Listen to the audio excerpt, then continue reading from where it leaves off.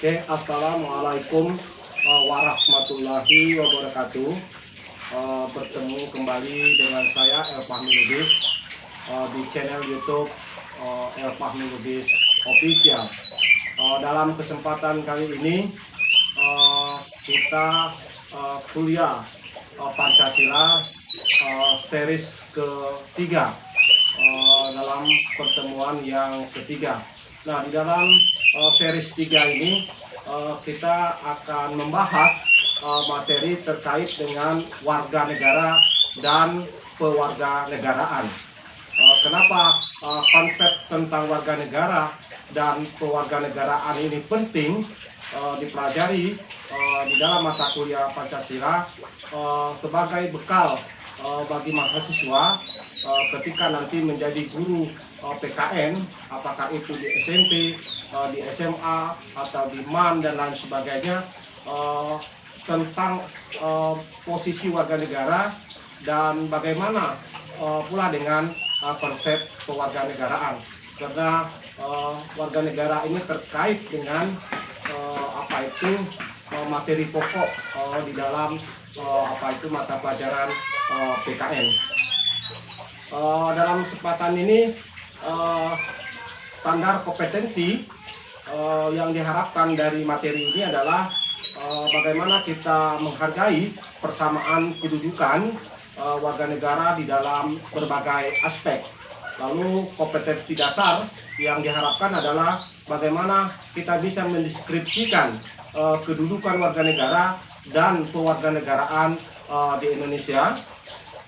Lalu indikator yang ingin dicapai dari materi tentang warga negara dan pewarganegaraan ini adalah bagaimana nanti mahasiswa bisa mendeskripsikan warga negara Indonesia sesuai dengan Undang-Undang Nomor 12 tahun 2006.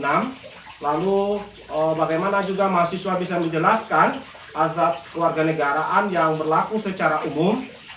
Berikutnya menguraikan persyaratan untuk menjadi warga negara Indonesia, dan yang terakhir adalah menguraikan sebab-sebab hilangnya status kewarganegaraan seseorang.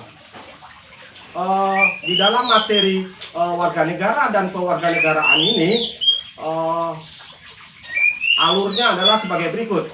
Yang pertama, kita akan menjelaskan bagaimana kedudukan warga negara dan pewarganegaraan di Indonesia. Lalu di sana ada rakyat dalam suatu negara, di situ ada komponennya adalah penduduk, lalu bukan penduduk, lalu yang ketiga adalah warga negara, dan yang terakhir adalah bukan warga negara. Jadi kalau kita ditanya tentang rakyat dalam suatu negara, maka ada 4 komponennya, yaitu saya ulangi lagi, penduduk, bukan penduduk, warga negara, dan bukan warga negara. Lalu nanti kita juga akan berbicara tentang azas-azas kewarganegaraan. Lalu kita juga akan bicara tentang penduduk dan warga negara Indonesia. Dan berikutnya adalah bagaimana posisi warga negara dan kewarganegaraan Indonesia itu di dalam konteks Undang-Undang Kewarganegaraan Indonesia. Lalu yang terakhir adalah kedudukan warga negara dan kewarganegaraan di Indonesia. Jadi itulah nanti alur materi yang akan disampaikan di dalam kuliah kita terkait masalah warga negara dan kewarganegaraan di Indonesia. Kita masuk pada poin yang pertama. Apa itu warga negara? Warga negara itu sendiri adalah setiap negara memiliki warga negara. Warga negara adalah orang-orang sebagai bagian dari suatu penduduk yang menjadi unsur suatu negara. Lalu berikutnya, warga negara itu adalah orang yang mempunyai hubungan yang tidak terputus dengan tanah airnya, dengan undang-undang dasar negaranya, sekalipun yang bersangkutan berada di luar negeri. Itu kira-kira pengertian secara umum terkait dengan warga negara. Lalu bagaimana pengertian warga negara jika dilihat dalam Undang-Undang Nomor 12 tahun 2006 tentang kewarganegaraan. Di dalam pasal 1 ayat 1 itu disebutkan warga negara adalah warga suatu negara yang diterapkan berdasarkan peraturan perundang-undangan. Warga negara adalah warga suatu negara yang ditetapkan berdasarkan peraturan perundang-undangan. Jadi dalam konteks yuridis, yang dimaksud dengan warga negara itu adalah warga suatu negara yang ditetapkan berdasarkan peraturan perundang-undangan. Lalu kalau kita lihat pasal 1 ayat 3 dari Undang-Undang Nomor 12 tahun 2006 tentang kewarganegaraan, dikatakan pewarganegaraan adalah tata cara bagi orang asing untuk memperoleh kewarganegaraan Republik Indonesia melalui permohonan. Jadi kalau dalam konteks warga negara, artinya adalah warga negara dari Indonesia, ya. Tapi kalau pewarganegaraan, jelas dia adalah bukan warga negara Indonesia, tapi berstatus warga negara asing yang mengajukan permohonan untuk menjadi warga negara Indonesia. Jadi harus dibedakan, kalau warga negara itu adalah jelas adalah penduduk dari dari suatu negara, dalam konteks ini adalah Indonesia. Tapi kalau kewarganegaraan itu adalah penduduk warga negara asing yang mengajukan permohonan menurut tata cara perundang-undangan untuk menjadi warga negara Indonesia. Dan sebab itu bisa dibedakan mana warga negara dan mana proses kewarganegaraan. Lalu berikutnya, kita menganut ada beberapa azas kewarganegaraan. Pada umumnya, azas dalam menentukan kewarganegaraan itu dibedakan menjadi dua, yaitu azas ius sanguinis dan yang kedua adalah azas ius soli. Nah, sekarang kita coba lihat azas yang pertama, ius soli. Azas ius soli adalah azas yang menentukan kewarganegaraan seseorang menurut daerah atau negara tempat di mana ia dilahirkan. Contoh, orang tuanya Robert misalnya warga negara Amerika, melahirkan di negara Inggris, maka anak tersebut menjadi warga negara Inggris. Negara yang menganut azas ius soli ini antara lain adalah Inggris, Mesir, dan Amerika. Itu contoh dari azas kewarganegaraan yang pertama, yaitu ius soli. Lalu yang kedua adalah azas sanguinis. Azas sanguinis ini adalah azas yang menentukan kewarganegaraan seseorang menurut pertalian darah atau keturunan dari orang tua yang bersangkutan. Jadi yang menentukan kewarganegaraan seseorang itu adalah kewarganegaraan dari orang tuanya, dengan tidak mengindahkan di mana ia sendiri dan orang tuanya berada dan dilahirkan. Contoh, orang tuanya Budi adalah warga negara Indonesia, melahirkan di negara China, maka Budi dinyatakan sebagai warga negara Indonesia karena Indonesia dan Cina menganut azas ius sanguinis. Jadi itu yang dimaksud dengan azas yang kedua ini, atau yang disebut dengan azas sanguinis. Nah, sekarang kita akan melihat konsep apatrid dan bipatrid di dalam kewarganegaraan. Adanya perbedaan di dalam menentukan kewarganegaraan di beberapa negara, baik yang menerapkan azas ius soli maupun azas ius sanguinis, dapat menimbulkan dua kemungkinan.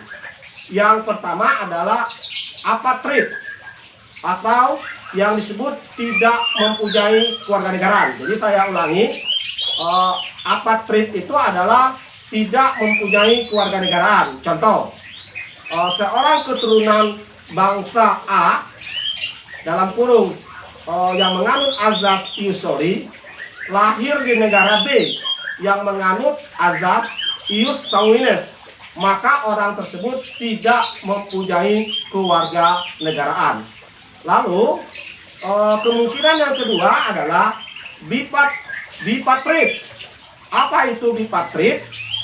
Dia memiliki kewarganegaraan ganda atau rangkap. Contoh, seorang keturunan bangsa B yang menganut asas kewarganegaraan ius sanguinis lahir di negara A yang menganut asas ius soli, maka orang tersebut mempunyai dua kewarganegaraan. Lalu yang ketiga adalah stelsel dan hak menentukan. Stelsel aktif itu artinya seseorang harus melakukan tindakan hukum tertentu untuk memperoleh kewarganegaraan. Lalu ada yang kedua adalah stelsel pasif, yaitu seseorang memperoleh kewarganegaraan tanpa melakukan tindakan hukum tertentu. Lalu berikutnya hak opsi. Hak opsi itu di dalam proses kewarganegaraan adalah hak untuk memilih suatu kewarganegaraan dalam stelsel aktif. Lalu yang kedua, hak repudiasi. Jadi saya ulangi, yang kedua adalah hak repudiasi, adalah hak untuk menolak suatu kewarganegaraan dalam konteks stelsel pasif. Jadi perlu Bapak ulangi lagi karena ini agak rumit, mungkin Anda memahaminya. Ada beberapa konsep di dalam proses kewarganegaraan itu. Yang pertama tadi konsep tentang apatrid dan bipartit. Kalau apatrid itu adalah orang yang kehilangan kewarganegaraan karena dia atau seseorang itu misalnya keturunan negara A, di mana negara tersebut menganut azas ius soli, lahir di negara B yang menganut azas ius sanguinis, maka orang tersebut bisa tidak mendapatkan atau kehilangan kewarganegaraan. Lalu kalau yang kedua tadi bipartit, orang yang kemungkinan terjadi kewarganegaraan ganda atau rangkap. Nah, itu kalau yang kewarganegaraan rangkap ini contohnya seperti ini. Seseorang misalnya keturunan negara B yang menganut azas ius sanguinis, tapi lahir di negara A yang menganut azas ius soli, maka orang tersebut bisa kemungkinan besar memiliki dua kewarganegaraan. Nah, yang terakhir tadi adalah konsep tentang stelsel dan hak menentukan kewarganegaraan seseorang. Maka kita kenal ada stelsel aktif, seseorang harus melakukan tindakan hukum terlebih dahulu untuk memperoleh kewarganegaraan. Lalu ada yang kedua adalah stelsel pasif, seseorang memperoleh kewarganegaraan tanpa melakukan tindakan hukum tertentu. Nah, di dalam dia melakukan hak menentukan kewarganegaraannya, baik yang sifatnya stelsel aktif maupun stelsel pasif, maka ada hak di situ. Hak yang pertama adalah hak opsi. Hak opsi itu adalah hak untuk memilih suatu kewarganegaraan dalam konteks yang tadi stelsel aktif. Lalu ada hak repudiasi. Nah, hak repudiasi ini adalah hak untuk menolak suatu kewarganegaraan dalam konteks stelsel pasif. Nah, jadi Anda harus jelas. Nanti Bapak akan memberikan contoh bagaimana orang melakukan proses kewarganegaraan dengan menggunakan stelsel aktif maupun stelsel pasif. Ya, nanti akan ada tugas terkait dengan konsep ini. Lalu berikutnya, bagaimana cara memperoleh kewarganegaraan itu? Nah, berdasarkan Undang-Undang Nomor 12 Tahun 2006 tentang kewarganegaraan, cara seseorang untuk memperoleh kewarganegaraan itu bisa dengan 4 cara.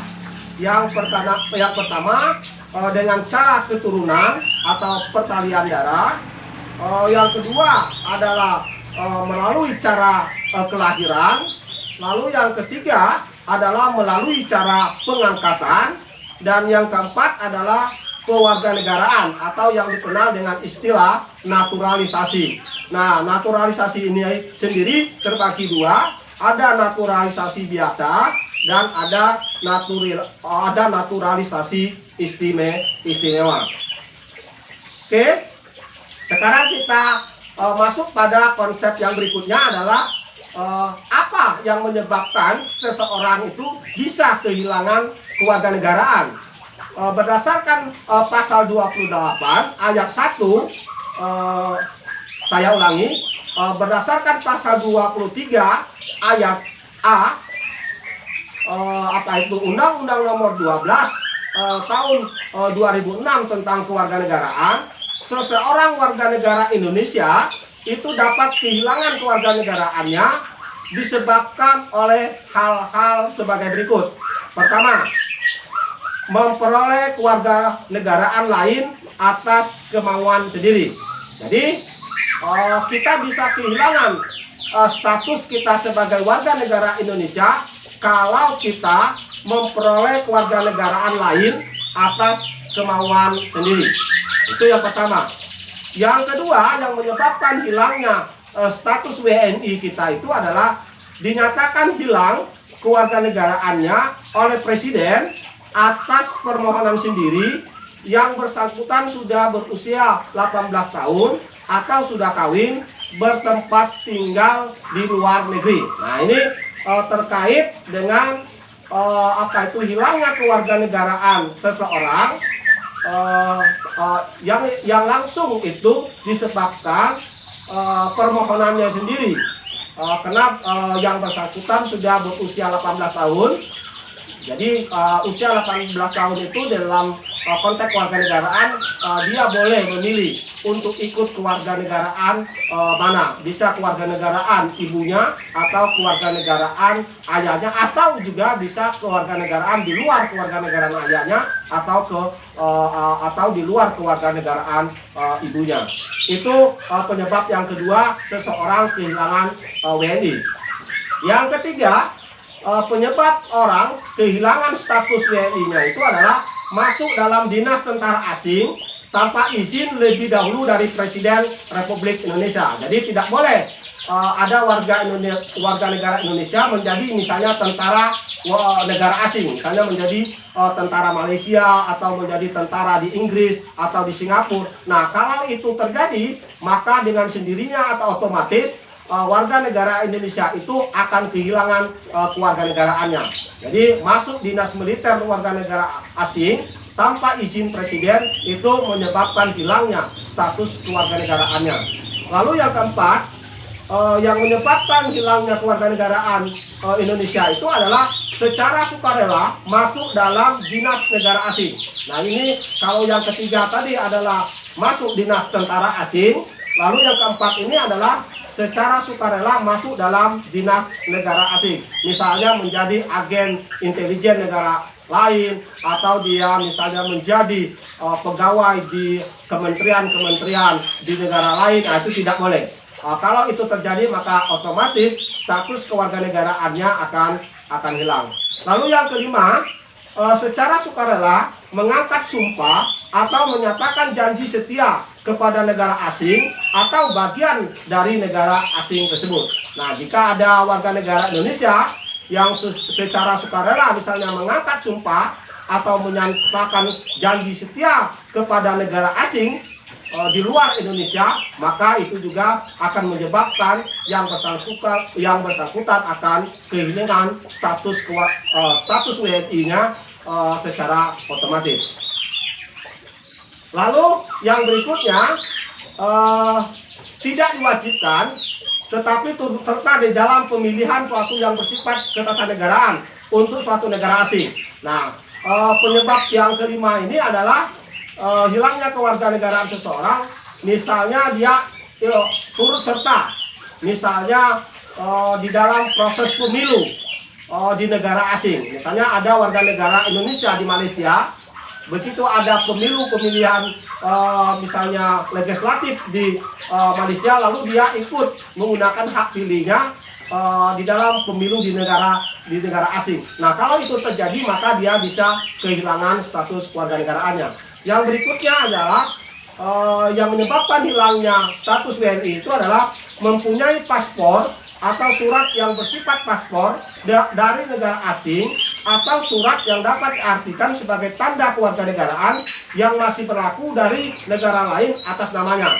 Jadi kalau Anda itu memiliki paspor atau sejenisnya dari negara lain di luar Indonesia, pada status Anda itu masih sebagai warga negara Indonesia sah, maka itu bisa menyebabkan Anda kehilangan status WNI saudara. Lalu yang terakhir adalah bertempat tinggal di luar wilayah negara Republik Indonesia selama 5 tahun terus-menerus, bukan dalam rangka dinas negara. Jadi kalau Anda itu bertempat tinggal di luar wilayah negara Republik Indonesia selama 5 tahun terus-menerus, bukan dalam rangka dinas negara. Misalnya kalau yang dimaksud dinas negara itu misalnya kop diplomatik. Kalau kop diplomatik itu adalah termasuk pengecualian. Bukan itu yang dimaksud, tetapi orang yang bukan dalam rangka dinas negara, tetapi dia menetap di negara lain selama 5 tahun secara terus-menerus. Dan kalau itu terjadi, maka dia bisa kehilangan status kewarganegaraan Indonesianya.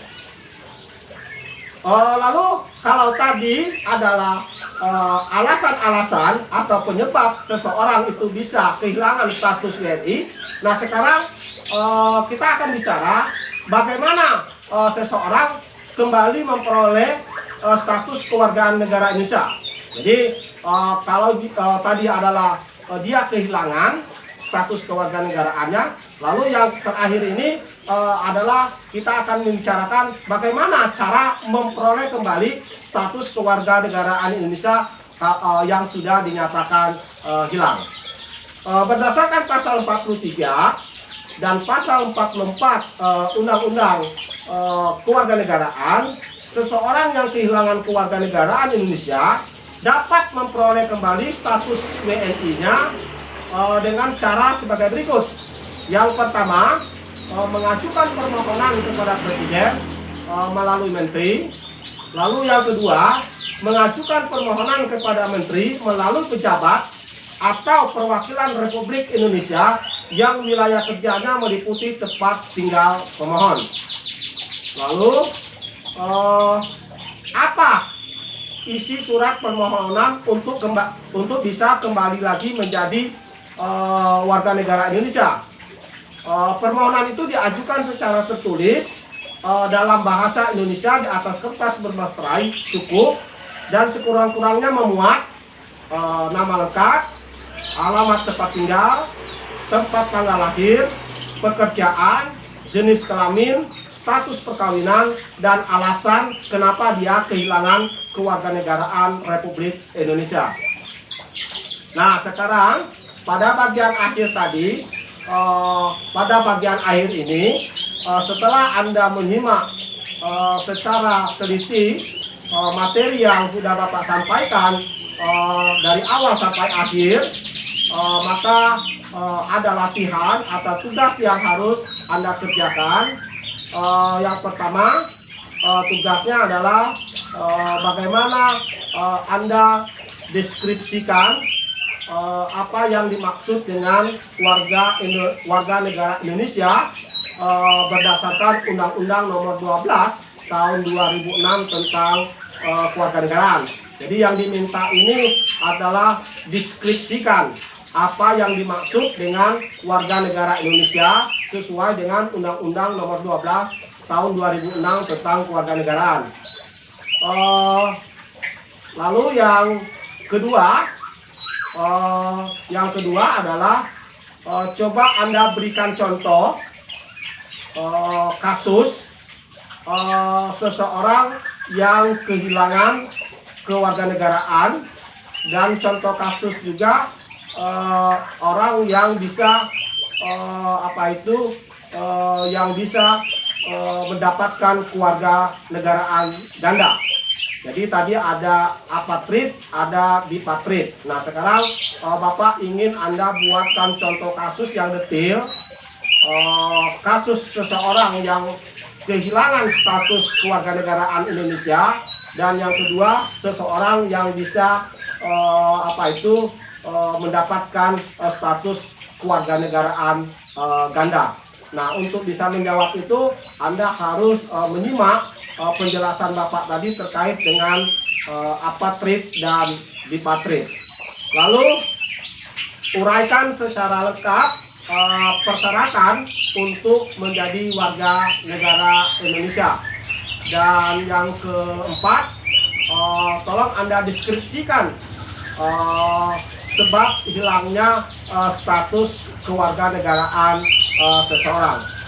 Demikianlah materi kita terkait soal warga negara dan kewarganegaraan, dan tugas Anda adalah menyelesaikan latihan yang Bapak berikan di bagian akhir tadi setelah Anda menyimak penjelasan Bapak terkait dengan materi yang sudah disampaikan.